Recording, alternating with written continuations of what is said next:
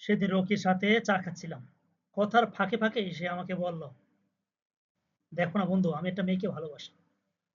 আমরা এমন কি হয়েছে যে ভালোবাসতেই পারে, একজন মানুষ অপর মানুষকে ভালোবাসতেই পারে, এর ভিতরে আমার ফারাকটা কি আছে?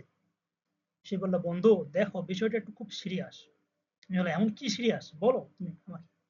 সে তখন একটু কান্না জড়িত কণ্ঠে বলল যে ওর বাবা ঠিক করেছে, ওর মা ঠিক করেছে যে একজন বিসিএস ক্যাডারের সাথে বিয়ে দেবে। এতে এমন কি আছে?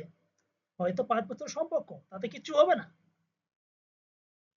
বন্ধু সে আমাকে বলছে, ও আমাকে ফোন দিয়ে কান্না করছে আর বলছে যে, দেখো রকি, তোমার সাথে আমার সম্পর্ক এতদিন সম্পর্ক রাখা সম্ভব না। তখন সে বলে, কি, কেন সম্ভব নয়, কি হয়েছে? সে বললে যে, তুমি তো এখন বেকার, না তোমার আছে কেরিয়ার, না আছে কিছু। এতদিন তুমি আমাকে মিষ্টি মধুর কথা বলে তুমি আমার অনেক সময় নষ্ট করেছো। আমি চাচ্ছি না আমি আমার ভবিষ্যৎ নষ্ট করব। আমি চাই এখন সুন্দরভাবে বাঁচতে, সুন্দরভাবে কেরিয়ার নিয়ে। এভাবেই কথাগুলো বলছিল কে তার প্রেমিকা। প্রেমিকার গল্প সবাই শুনতে চায়। আমি অনেক মোটিভেশনাল ভিডিও দিচ্ছি, কিন্তু আজকে এই গল্পটা পুরোটা অনেক ইন্টারেস্টিং। এই ঘটনাগুলো আপনার সাথে ঘটতে পারে।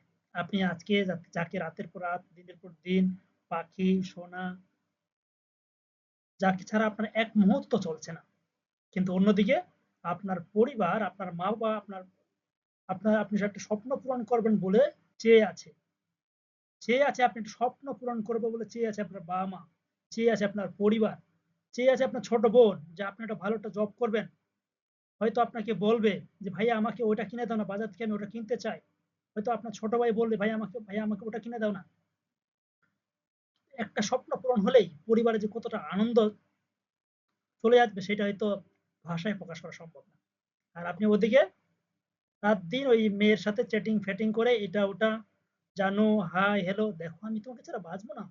আমি তোমাকে অনেক ভালোবাসি। তুমি বিশ্বাস করো। তোমার জন্য আমি জীবন দিয়ে দিতে পারি। এইসব কথা না বলে অন্তত নিজের কেরিয়ার দিকে ভাবো। কথাগুলো সিরিয়াস ভাবে নাও। একটু মজা করে বলছি না, বিষয়টা খুবই সিরিয়াস। সময় এখানে এসে গেছে নিজেকে পরিবর্তন করার। আর এসব বাজে কথা বাদ দিয়ে এবার শুরু করুন নিজের কেরিয়ার নিয়ে। এসব বাজে এরকম হাজারটা মেয়ে পেয়ে যাবে যদি তুমি একটা কেরিয়ার দাঁড় করতে পারো। এরকম হাজারটা মেয়ে না, এই যে এরকম হাজারটা মেয়ের মাকেও পেয়ে যাবে যে তোমাকে মেসেঞ্জারে লাগবে যে, বাবা আমি জানতাম তুমি একদিন বিসিএস ক্যাডার হবে। তোমার প্রতি আমার বিশ্বাস ছিল। সে জানো সে কি বলবে জানো? যে আমি জানতাম যে আপনি পারবেন, আপনি পেরেছেন, আপনি আজকে সফল। এমনটাই ঘটে, তাই তো?